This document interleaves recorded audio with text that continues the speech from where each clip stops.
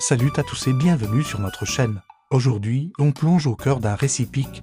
Juste après l'un des miracles les plus spectaculaires de l'histoire, imaginez la scène. Des millions d'Israélites, hier encore esclaves en Égypte, se tiennent maintenant sur la rive opposée de la mer Rouge. Derrière eux, les vagues se referment sur l'armée la plus puissante du monde, celle de Pharaon. L'air est rempli de cris de joie, de larmes de soulagement. La peur a laissé place à une euphorie incroyable, au milieu de cette foule en liesse. Moïse s'avance, le poids de la responsabilité qui pèse sur ses épaules depuis des semaines semble s'alléger un instant. Il lève les mains et une chanson puissante s'élève de sa voix. Un chant de gratitude et de louange, c'est le cantique de la mer. Un hymne à la puissance divine qui vient de les sauver. Il chante la grandeur de Dieu, qui a jeté cheval et cavalier dans la mer. Chaque mot résonne avec la force de la liberté, nouvellement acquise. Et puis, une autre figure émerge, Myriam, la sœur de Moïse et d'Aaron. Vous vous souvenez d'elle? C'est la jeune fille qui, des années plus tôt, avait veillé sur le panier de son petit frère flottant sur le Nil. Aujourd'hui, cette femme, devenue prophétesse, saisit un tambourin. Son énergie est contagieuse. Toutes les femmes d'Israël la suivent, dansant et jouant de leurs propres instruments.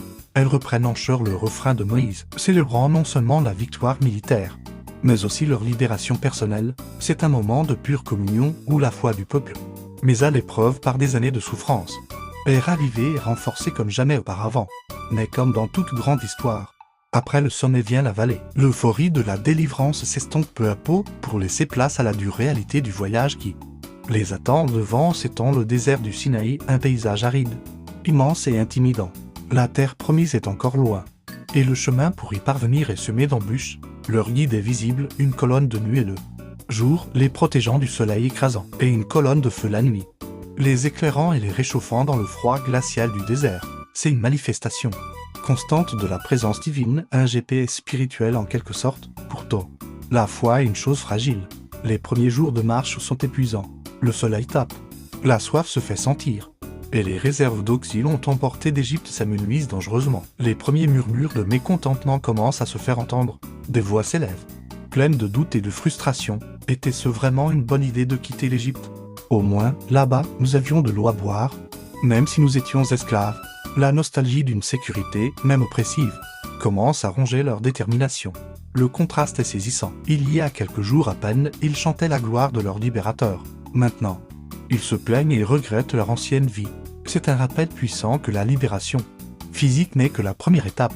La véritable bataille se joue maintenant dans leur cœur et leur esprit. Il leur faut apprendre à faire confiance, à dépendre entièrement de leur guide divin.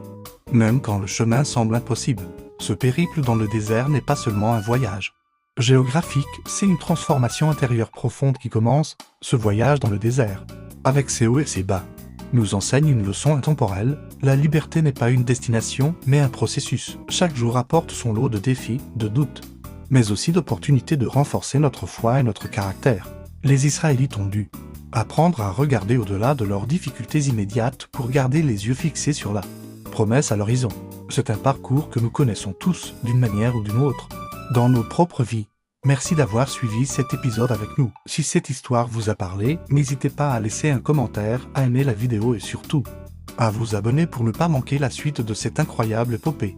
On se retrouve très bientôt pour explorer les prochaines étapes de ce voyage extraordinaire. À la prochaine.